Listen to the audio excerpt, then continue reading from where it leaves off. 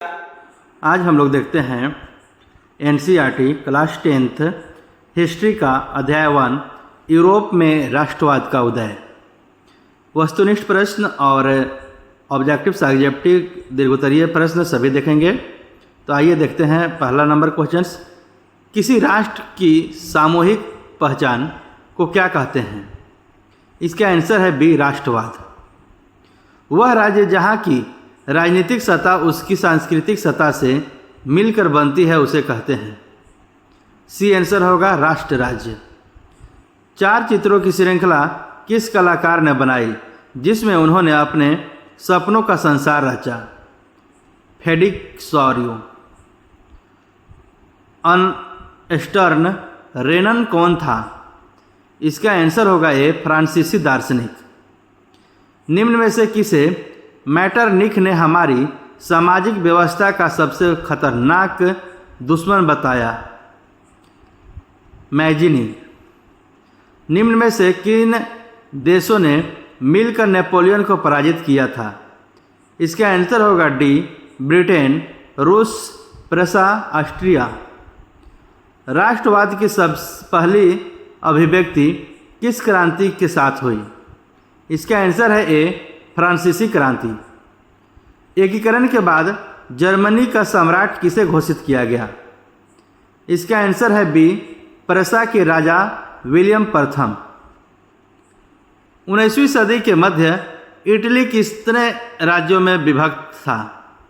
इसका आंसर है सी, 7। जर्मन वीरता का प्रतीक किसे माना जाता है? आंसर है बी, ब्लूथ। कस्तूनतुनिया की संधि कब हुई? इसका आंसर है डी, 1832। किसकी छवि सिक्कों और डाक टिकट पर अंकित की गई थी? आंसर इसका है बी, मारियन। इंग्लैंड और डैश के बीच एक्ट ऑफ यूनियन से United kingdom of great Britain का गठन हुआ। आंसर है सी, स्कॉटलैंड। जर्मनी के एकीकरण में प्रमुख भूमिका निभाने वाले बिस्मार्क कहाँ के चांसलर थे? इसका आंसर है सी, प्रूसिया। राष्ट्रवाद में एक निश्चित भौगोलिक क्षेत्र में रहने वाला जनता इनमें से किसके द्वारा जुड़ी होती है? आंसर है डी, उपरोक्त सभी। समान संस्कृति, समान इतिहास, भाषा और लोक परंपरा।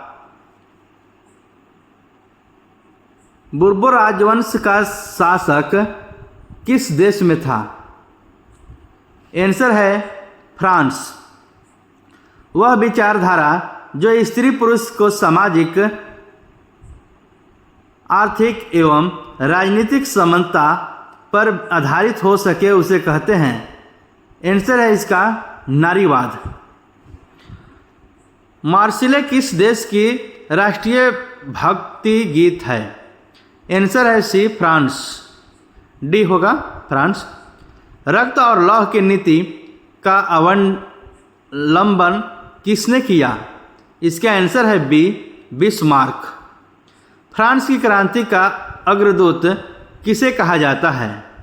इसका आंसर है सी, रूसो। यंग इंडिया और यंग यूरोप नामक 2 भूमिगत संगठनों की स्थापना किसने की थी? इसका आंसर है डी, मैजिनी। वियना की संधि कब हुई थी? इसका आंसर है सी, 1815 में। जब फ्रांस छिकता है तो बाकी यूरोप को सर्दी जुकाम हो जाता है। यह किसका कथन है? मैटरनिख। काबुल को राजा विक्टर एमैनुअल द्वितीय ने किस पद पर नियुक्त किया था? इसका आंसर है डी, प्रधानमंत्री। 1871 के बाद यूरोप में राष्ट्रवादी तनाव का एक गंभीर स्रोत था। आंसर है बाल्कन क्षेत्र। कवियों और कलाकारों ने यूरोपीय सभ्यता का पालना किस देशों ने को बताया? इसका आंसर है ए, यूनान। जर्मनी का एकीकरण कब हुआ था? इसका आंसर है बी, 1871 में। इटली का एकीकरण कब हुआ था? इसका आंसर है ए, 1861 में।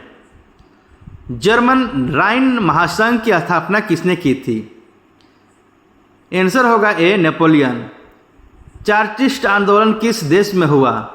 इसका आंसर है बी इंग्लैंड। सामाजिक उपबंध नामक पुस्तक के लेखक कौन थे? इसका आंसर है ए रूसो। शुल्क संघ जॉलवेराइन की स्थापना किस की पहल पर की गई? इसका आंसर है ए प्रसा। बिस्मार्क जर्मन का चांसलर कब बना? इसका आंसर है डी 1871 में। पहले तुम मनुष्य हो, उसके बाद किसी देश के नागरिक या अन्य कुछ, यह कथन किसका है? ए मैथ्सनी। राष्ट्रवाद से आप क्या समझते हैं?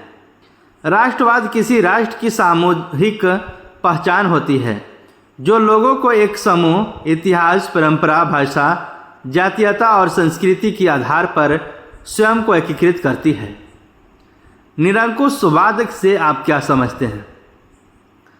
ऐसी शासन व्यवस्था और सरकार जिस पर किसी का कोई नियंत्रण नहीं रहता।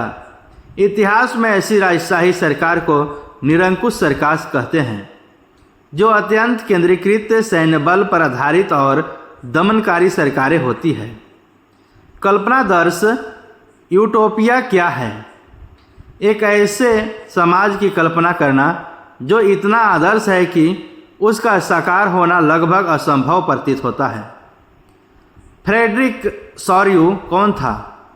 फ्रेडरिक सॉर्यू एक फ्रांसीसी चित्रकार था जिसने 1848 ईस्वी में 4 चित्रों की एक श्रृंखला बनाई, जिसमें इन्होंने अपने सपनों का संसार रचा, जिसके माध्यम से उसने गणतंत्र, स्वतंत्रता, ज्ञानोदय, राष्ट्रीयता को एक आदर्श के रूप में प्रस्तुत किया। राष्ट्र क्या है? फ्रांसीसी दार्शनिक अर्नस्ट रेनन के अनुसार राष्ट्र समान नस्लीय, धर्म या क्षेत्र से बना है। एक राष्ट्र लंबे प्रयास, त्याग और निष्ठा का चरम बिंदु होता है। राष्ट्र एक बड़ी और व्यापक एकता होता है। उसका अस्तित्व रोज होने वाला जनमत संग्रह है। जनमत संग्रह क्या है? एक प्रत्यक्ष मतदान जिसके जरिए एक क्षेत्र के सभी लोगों से एक प्रस्ताव को स्वीकार या अस्वीकार करने के लिए पूछा जाता है। रूढ़िवाद से आप क्या समझते हैं? ऐसा राजनीतिक दर्शन जो परंपरा, स्थापित संस्थाओं और रिवाजों पर जोर देता है और तेज दबाव की जगह क्रमिक और धीरे धीरे विकास को प्राथमिकता देता है। उदारवाद से आप क्या समझते हैं? उदारवाद शब्द लातिन भाषा के मूल लाइबर पर आधारित है, जिसका अर्थ है आज़ाद। नए मध्य वर्गों के लिए उदारवाद का मतलब था व्यक्ति के लिए आज़ादी और कानून के समक्ष सबकी बराबरी। उदारवाद एक ऐसी सरकार के पक्ष में था जो सबकी सहमति पर बना हो। उदारवाद निरंकुश शासक और पादरी वर्ग के विशेष अधिकारों की समाप्ति, संविधान तथा संसदीय प्रतिनिधि सरकार का पक्षधर था। 1815 की वियना संधि के क्या उद्देश्य थे? 1815 की वियना संधि के निम्नलिखित उद्देश्य थे। उन कई सारे बदलाव को खत्म करना जो नेपोलियन युद्धों के दौरान हुए थे। बुर्बोन वंश को पुनः सत्ता में बहाल करना, फ्रांस की सीमाओं पर कई राज्य कायम करना ताकि भविष्य में फ्रांस विस्तार ना कर सके। जॉलवेराइन क्या है? जॉलवेराइन प्रसा की पहल पर 1834 में स्थापित एक व्यापारिक शुल्क संघ था जिसमें लगभग सभी जर्मन राज्य शामिल हुए। जॉलवेराइन का लक्ष्य जर्मन लोगों को आर्थिक रूप में एक राष्ट्रीयता में बांध देना था। इस संघ ने बहुत से शुल्क अवरोधों को समाप्त कर दिया। मैजिनी कौन था? मैजिनी इटली का एक क्रांतिकारी राष्ट्रवादी व्यक्ति था जिसका जन्म 22 जून 1807 में जेनेवा में हुआ था। वह कार्बोनारी नामक गुप्त क्रांतिकारी संगठन का सदस्य था तथा 1831 में उसने यंग इटली और यंग यूरोप नामक दो भूमिगत संगठनों की स्थापना की थी। मैटरनिख युग क्या था? मैटरनिख ऑस्ट्रेलिया का चांसलर था जो घोर प्रकृतिवादी था। अपने राज्य में किसी भी प्रकार के सुधार के पक्ष में नहीं था। उसकी नीति थी कि शासन करो लेकिन कोई परिवर्तन नहीं होने दो। 1815 से 1848 तक का काल यूरोप के इतिहास में मैटरनिख युग के नाम से जाना जाता है। जर्मनी के एकीकरण में क्या बाधाएं थीं? जर्मनी के एकीकरण में अनेक बाधाएं थीं। 19वीं शताब्दी में जर्मनी 300 से ज़्यादा टुकड़ों में बटा हुआ था, जिसे एकीकृत करना एक बड़ी समस्या थी। सभी छोटे बड़े सम्राट अपने स्वार्थवश अपनी गद्दी पर छोड़ने को तैयार नहीं थे। दूसरी ओर जर्मनी ऑस्ट्रिया के अधीन होगा या पर्सा के अधीन, यह भी एक बहुत ही बड़ी समस्या थी। वियना सम्मेलन की मेजबानी किसने की थी? सन 1815 में रूस, ब्रिटेन, पर्सा और ऑस्ट्रिया जैसे यूरोपीय शक्तियों ने मिलकर नेपोलियन को वाटरलू के युद्ध में हराया था। तब इन देशों के प्रतिनिधि यूरोप के लिए एक समझौता तैयार करने के लिए वियना में मिले और इस सम्मेलन की मेजबानी ऑस्ट्रेलिया के चांसलर ड्यूक मेटरनिख ने की। रूपक से आपका क्या तात्पर्य है? जब किसी अमूर्त विचार जैसे स्वतंत्रता, मुक्ति, ईर्ष्या, लालच आदि को किसी व्यक्ति या किसी चीज द्वारा इंगित किया जाता है तो उसे रूपक कहा जाता है। नृजातीय से आप क्या समझते हैं?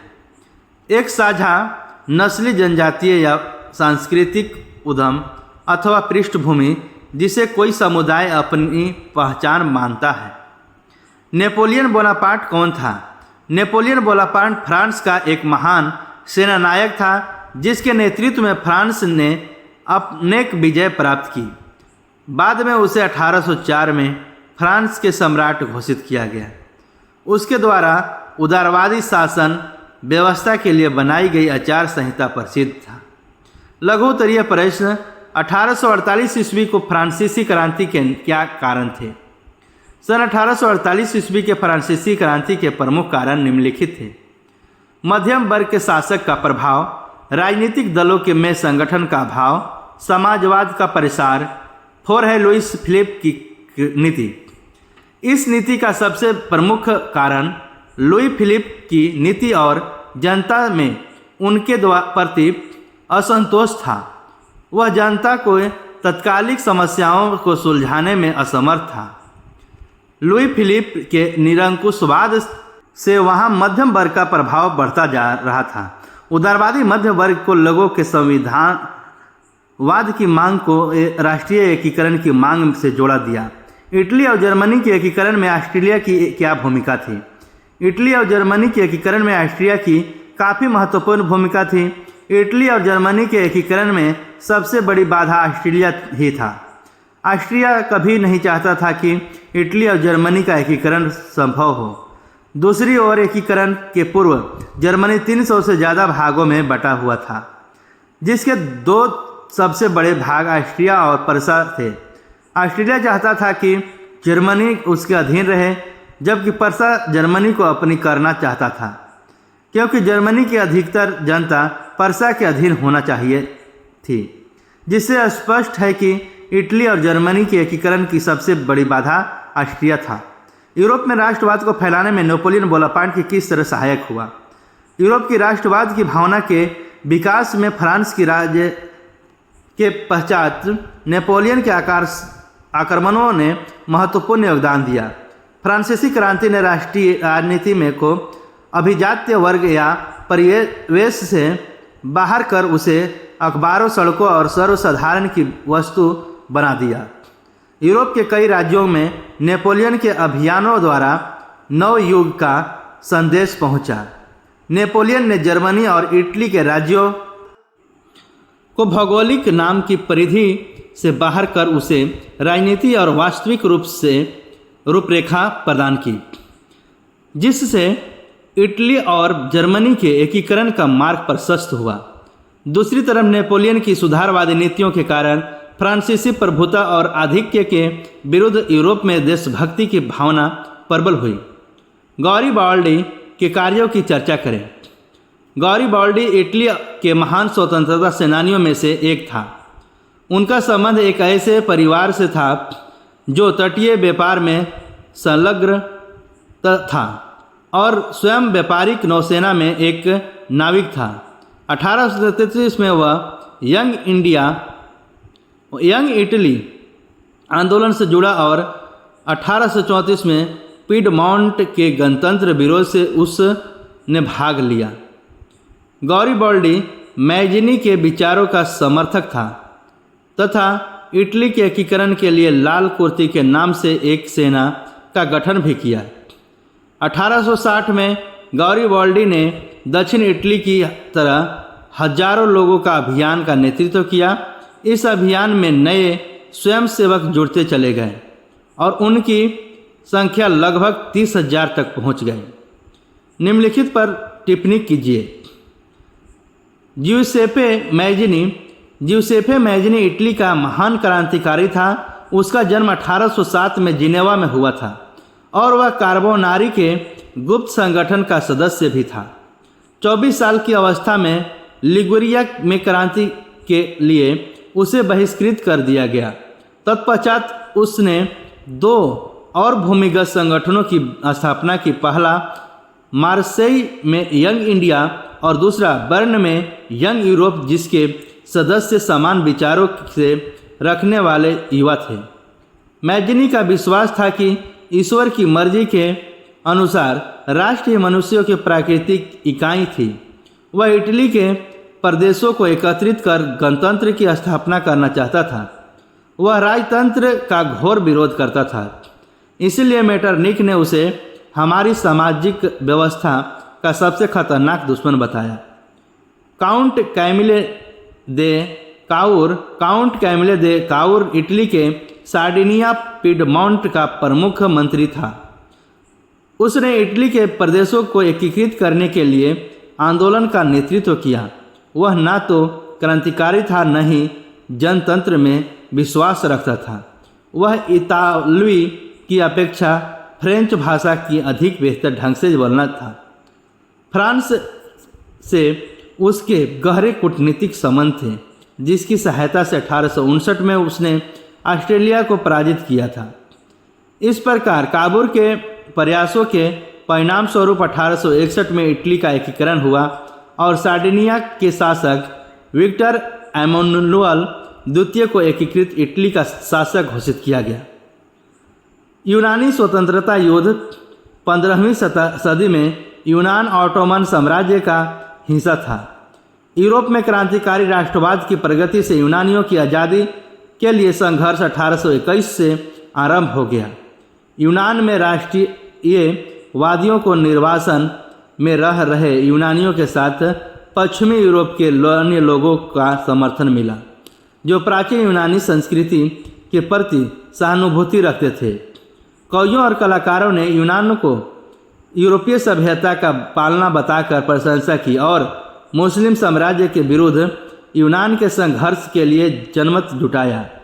अंग्रेज कवि लॉर्ड वायरन ने धन इकट्ठा किया और बाद में युद्ध में लड़ने गए, जहां 1824 में बुखार में उनकी मृत्यु हो गई। अंततः 1832 की कस्तूनिया की संधि ने यूनान की एक स्वतंत्र राष्ट्र की मान्यता दी। राष्ट्रवादी संघर्षों में महिलाओं की भूमिका पर टिप्पणी लिखें। राष्ट्रवादी संघर्षों में सारी दुनिया में महिलाओं ने जब महत्वपूर्ण भूमिका अदा की। राष्ट्रवादी संघर्षों में यद्यपि महिलाओं ने बढ़ चढ़कर भाग लिया, फिर भी उदारवादी आंदोलन के अंदर महिलाओं के राजनीतिक अधिकार प्रदान करने का मुद्दा विवादास्पद था। महिलाओं ने अपने राजनीतिक संगठन स्थापित किया, अखबार शुरू किया और राजनीतिक बैठकों और प्रदर्शनों में शिरकत की। परिणाम यह हुआ कि महिला अधिकारों के प्रति उदारवादियों तथा शासकों के विचारों में परिवर्तन हुआ तथा महिलाओं के सामाजिक, आर्थिक तथा राजनीतिक अधिकारों का मार्ग प्रशस्त हुआ। फ्रैंकफर्ट संसद पर टिप्पणी लिखें। यूरोप के राष्ट्रों में स्वतंत्रता हेतु 19वीं सदी के मध्य में संघर्ष तेजी से शुरू हो गया। इसका परिणाम यह हुआ कि जर्मनी में फ्रैंकफर्ट शहर में बड़ी संख्या में मिलकर एक सर्व जर्मन नेशनल असेंबली के पक्ष में मतदान का फैसला किया। 18 मई 1848 को 831 निर्वाचित प्रतिनिधियों में ने एक सजे धजे जुलूस में जाकर फ्रैंकफर्ट संसद में अपना स्थान ग्रहण किया। यह संसद सेंट पॉल चर्च में आयोजित हुई। एक जर्मन राष्ट्र के लिए एक संविधान का प्रारूप तैयार किया। इस राज्य की अध्यक्षता एक ऐसे राज्य को सौंपी गई जिसे संसद के अधीन रहना था। पर्सा के राजा फ्रेडरिक विल्हेम चतुर्थ को ताज पहनने आने की पेशकश की तो उसने अस्वीकार कर दिया और उन राजाओं का समर्थन किया जो निर्वाचित सभा के विरोधी थे। संसद में मध्य वर्ग का प्रभाव बढ़ता ही चला गया। उन्होंने मजदूरों और कारीगरों की मांग का विरोध किया जिससे वे समर्थक हो बैठे। अंततः सैनिकों को बुलाकर असेंबली भंग कर दी गई। मारिया गौन जर्मनिया कौन थे, जिस तरह उन्हें चित्रित किया गया उसकी क्या महत्व था। फ्रांसीसी क्रांति के दौरान कलाकारों ने स्वतंत्रता, न्याय और गणतंत्र जैसे विचारों को व्यक्त करने के लिए नारी रूपकों का प्रयोग किया। फ्रांस में उसे लोकप्रिय ईसाई नाम मारियान दिया गया जिसे स्वतंत्रता और गणतंत्र के प्रतीक लाल टोपी, तिरंगा और कलकारी के साथ दर्शाया गया और उसकी प्रतिमाएं सार्वजनिक चौकों पर लगाई गई। मारियान की छवि को सिक्के और डाक टिकटों पर अंकित की गई ताकि लोगों की एकता के राष्ट्रीय प्रतीक की याद आती रहे। इसी तरह जर्मन राष्ट्र का रूपक बन गई। जर्मनिया बलूत वृक्ष के पत्तों का मुकुट पहनती है क्योंकि जर्मन बलूत वीरता का प्रतीक है। अपने शासक वाले क्षेत्रों में शासन व्यवस्था को ज़्यादा कुशल बनाने के लिए नेपोलियन ने क्या बदलाव किया? अपने शासक वाले क्षेत्रों में शासक व्यवस्था को ज़्यादा कुशल बनाने के लिए नेपोलियन ने निम्नलिखित प्रमुख सुधार किए।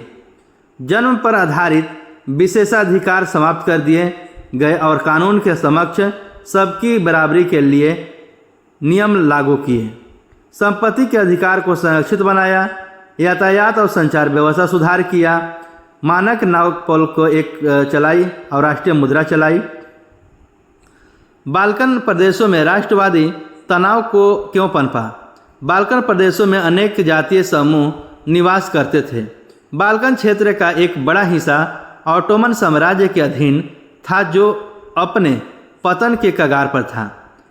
स्लाव बाल्कन के जातीय समूह उदारवादी और राष्ट्रवादी विचारों से प्रभावित हुए बिना नहीं रह सके। अतः ये सभी जातीय समूह राज्य की मांग करने लगे। बाल्कन राज्य एक दूसरे से भारी ईर्ष्या करते थे और हर एक राज्य अपने लिए ज़्यादा से ज़्यादा इलाका हथियाना चाहता था। रूस, जर्मन, इंग्लैंड, ऑस्ट्रो हंगरी की हर ताकत बाल्कन पर अन्य शक्तियों की पकड़ को कमज़ोर करके क्षेत्र में अपने प्रभाव को बढ़ाना चाहती थी। अतः इन सभी कारणों से बाल्कन में राष्ट्रवादी तनाव पनपा। दीर्घोत्तरीय प्रश्न। पहला है जर्मनी एकीकरण की प्रक्रिया का संक्षेप में वर्णन करें। जर्मनी एकीकरण की प्रक्रिया। राष्ट्रवादी भावनाएं मध्यवर्गीय जर्मन लोगों में काफ़ी व्याप्त थी और उन्होंने 1848 में जर्मन महासंघ के विभिन्न इलाकों को जोड़कर एक निर्वाचित संसद द्वारा शासित राज्य बनाने का प्रयास किया। लेकिन राष्ट्र निर्माण की यह उदारवादी पहल को राजशाही और फौज की ताकत से मिलाकर दबा दी। उनका प्रशा के बड़े भूस्वामियों ने भी जर्मन समर्थन किया। तत्पश्चात पर्सा के राष्ट्रीय एकीकरण के लिए पर्सा के प्रमुख मंत्री बिस्मार्क ने आंदोलन का नेतृत्व किया। ऑटो वॉन बिस्मार्क ने इस आंदोलन में पर्सा की सेना और नौकरशाही की मदद ली। 7 वर्षों के दौरान ऑस्ट्रेलिया, डेनमार्क और फ्रांस ने 3 युद्धों में पर्सा की जीत हुई और एकीकरण की प्रक्रिया शुरू हुई। जनवरी 1871 में वायसराय में हुए एक समारोह में पर्सा ने राजा विलियम प्रथम को जर्मनी का सम्राट घोषित किया गया। इटली एकीकरण की प्रक्रिया का संक्षेप में वर्णन करें। अथवा इटली के एकीकरण में शासक विक्टर एमेनुअल, मंत्री प्रमुख काबूर और गैरीबॉडी का क्या भूमिका थी। इटली एकीकरण और विक्टर एमुनल द्वितीय, वित्त मंत्री प्रमुख काबूर और गैरीबाल्डी की भूमिका पर बहुत ही महत्वपूर्ण थी, क्योंकि इन्हीं के प्रयासों से इटली का एकीकरण संभव हो पाया। इटली एकीकरण की प्रक्रिया। इटली अनेक वंशानुगत राज्य तथा बहुराष्ट्रीय हैब्सबर्ग साम्राज्य में बिखरा हुआ था। 19वीं सदी के मध्य इटली 7 राज्यों में बटा हुआ था। युद्ध के जरिए इटालवी राज्यों को जोड़ने की जिम्मेदारी सार्डिनिया पिडमॉन्ट के शासक विक्टर एमुनुअल द्वितीय को सौंप दी गई। शासक विक्टर एमुनुअल द्वितीय ने यह जिम्मेदारी सार्डिनिया पिडमॉन्ट के प्रमुख मंत्री काबूर को दे दी। मंत्री प्रमुख काबूर ने इटली के प्रदेशों को एकीकृत करने वाले आंदोलन का नेतृत्व किया। काबूर ने फ्रांस से सार्डिनिया पिडमॉन्ट की एक चतुर कूटनीति संधि की और फ्रांस की मदद से 1859 में ऑस्ट्रेलिया वालों को हरा पाने में कामयाब हुआ। गैरीबाल्डी के नेतृत्व में भारी संख्या में सशस्त्र स्वयंसेवकों ने इस युद्ध में हिस्सा लिया। 1860 में वे दक्षिण इटली और 2 सिसिलियों के राज्य में प्रवेश कर गए और स्पेनी शासकों को हटाने के लिए स्थानीय किसानों का समर्थन पाने में सफल रहे। इस प्रकार इटली का एकीकरण पूरा हो गया और 1861 में विक्टर एमुनुअल द्वितीय को एकीकृत इटली का राजा घोषित किया गया। राष्ट्रवाद के विकास में भाषा और लोक परंपराओं के महत्व की चर्चा करें। राष्ट्रवाद का विकास केवल युद्ध और क्षेत्रीय विस्तार से नहीं हुआ, बल्कि राष्ट्र के विचार के निर्माण में संस्कृति ने एक अहम भूमिका निभाई, जो निम्नोक्त है। कला, काव्य, कहानियाँ, किस्से और संगीत ने राष्ट्रवादी भावनाओं को गढ़ने और व्यक्त करने में सहयोग दिया। रोमानी कलाकारों और कवियों ने तर्क वितर्क और विज्ञान के महिमा मंडन और आलोचना की और उसकी जगह भावनाओं, अंतर्दृष्टि और रहस्यमयी भावनाओं पर जोर दिया। एक साझा संस्कृति और एक साझा सामूहिक विरासत को राष्ट्र का आधार बनाया गया। लोकगीतों, जन काव्य और लोक नृत्य के माध्यम से लोग संस्कृति के इन स्वरूपों को एकत्र करना राष्ट्र के निर्माण में बहुत आवश्यक था। स्थानीय बोलियों पर बल और स्थानीय लोक साहित्य को एकत्र करने का उद्देश्य आधुनिक राष्ट्रीय संदेशों को ज़्यादा लोगों तक पहुंचाना था। भाषा ने भी राष्ट्रीय भावनाओं के विकास में महत्वपूर्ण भूमिका निभाई। पोलिश भाषा रूसी प्रमुख प्रभुत्व के विरुद्ध संघर्ष के प्रतीक के रूप में देखी जाने लगी। फ्रांसीसी लोगों के बीच सामूहिक पहचान का भाव पैदा करने के लिए फ्रांसीसी क्रांतिकारियों ने एक कदम उठाए। राष्ट्रवाद की पहली स्पष्ट अभिव्यक्ति 1789 में फ्रांसीसी क्रांति के साथ हुई। शीघ्र ही फ्रांसीसी लोगों ने सत्ता अपने हाथों में ली। तत्पश्चात फ्रांसीसी क्रांतिकारियों ने ऐसे अनेक कदम उठाए जिससे फ्रांसीसी लोगों में एक सामूहिक पहचान की भावना पैदा हो सकती थी, जो निम्नलिखित हैं। सर्वप्रथम पृथ्वीभूमि और नागरिक जैसे विचारों ने एक संयुक्त समुदाय के विचार पर बल दिया। एक नया फ्रांसीसी झंडा तिरंगा चुना गया, जिससे पहले के राष्ट्र ध्वज की जगह ले ली। इस स्टेट जनरल का चुनाव सक्रिय नागरिकों के समूह द्वारा किया जाने लगा, जिसका नाम बदलकर नेशनल असेंबली कर दिया गया। राष्ट्र के नाम पर नई स्तुतियाँ रची गई, शपथें भी ली गई, शहीदों का गुणगान हुआ। एक केंद्रीय प्रशासनिक व्यवस्था लागू की गई, जिससे सभी नागरिकों के लिए समान कानून बनाए। आंतरिक आयात निर्यात शुल्क समाप्त कर दिए गए और भार तथा नापने की एक समान व्यवस्था लागू की गई। क्षेत्रीय बोलियों के हस्तोत्साहित किया गया और पेरिस में बोली जाने वाली फ्रेंच की राष्ट्रीय भाषा के रूप में चुना गया।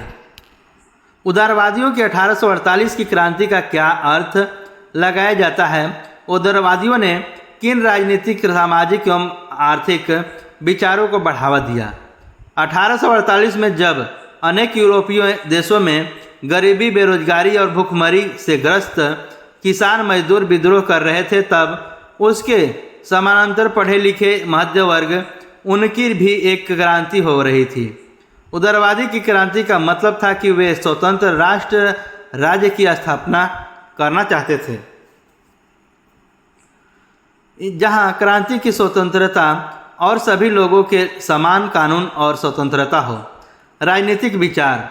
उदारवादियों ने राष्ट्रीय विचार के निर्माण की मांगे को आगे बढ़ाया। यह राष्ट्र राज्य, संविधान, प्रेस की स्वतंत्रता और संगठन बनाने की आज़ादी जैसे संसदीय सिद्धांतों पर आधारित था। निरंकुश शासन और पादरी वर्ग के विशेष अधिकारों की समाप्ति। सामाजिक विचार। सभी नागरिकों को सामाजिक समानता प्रदान करना। महिलाओं की अवयस्क का दर्जा देते हुए उन्हें पिता और पतियों के अधीन कर दिया था। 19वीं सदी में यूरोप में उन्हें मताधिकार प्राप्त नहीं था, जिसके पास निजी संपत्ति नहीं थी। आर्थिक विचार। उदारवादी बाजारों से के मुक्ति के पक्षधर थे। उदारवादी चीज़ों तथा पूंजी के आवागमन पर राज्य द्वारा लगाए गए चित्रकनों को खत्म करने में लगे थे। ब्रिटेन में राष्ट्रवाद का इतिहास शेष यूरोप की तुलना में किस प्रकार भिन्न था? ब्रिटेन में राष्ट्रवाद का इतिहास शेष यूरोपियों की तुलना में निम्न प्रकार भिन्न था। 18वीं सदी के पहले ब्रिटानिश राष्ट्र नहीं था। ब्रिटेन में राष्ट्रवाद का निर्माण एक लंबी चलने वाली प्रक्रिया के फलस्वरूप हुआ था। ब्रिटिश द्वीप समूह पर एक साझी नस्ल के अंग्रेज, स्कॉट, वेल्स और आयरिश लोग रहते थे। इन सभी जातीय समूहों में की अपनी सांस्कृतिक और राजनीतिक परंपराएं थीं, लेकिन जैसे जैसे अंग्रेज राष्ट्र की जन दौलत, शक्ति और सत्ता में वृद्धि हुई, वह द्वीप समूह के अन्य राष्ट्रों पर अपना प्रभुत्व बढ़ाने में कामयाब हुआ। एक लंबे टकराव और संघर्ष के बाद आंग्ल संसद ने 1688 में राजतंत्र से ताकत छीन ली थी। इस संसद के द्वारा एक राष्ट्रीय राज्य का निर्माण हुआ, जिसके केंद्र में इंग्लैंड था। इंग्लैंड और स्कॉटलैंड के मध्य एक्ट ऑफ यूनियन 1907 में United kingdom of great Britain का गठन हुआ। इससे इंग्लैंड का स्कॉटलैंड पर अपना प्रभुत्व व्यवहारिक रूप से स्थापित हो गया। 1801 में आयरलैंड को बलपूर्वक यूनाइटेड किंगडम में मिला लिया गया। एक नए ब्रिटानी राष्ट्र की निर्माण किया गया, जिस पर हावी आंग्ल संस्कृति का प्रचार प्रसार किया गया। नए ब्रिटेन के प्रतीक के चिन्हों ब्रिटानी झंडा, यूनियन बैंक ऑफ, राष्ट्रीय गान God save our noble king को खूब बढ़ावा दिया गया और पुराने राष्ट्र इस संघ में केवल सहयोगी के रूप में रह गए। ऐसे ही क्वेश्चन आंसर्स जो ऑब्जेक्टिव्स हैं, MCQs और लघुत्तरीय, दीर्घोत्तरीय प्रश्न जो एग्ज़ाम में पूछे जाते हैं 40-40 मार्क्स का, उसके लिए सभी सब्जेक्ट का क्वेश्चन उपलब्ध है।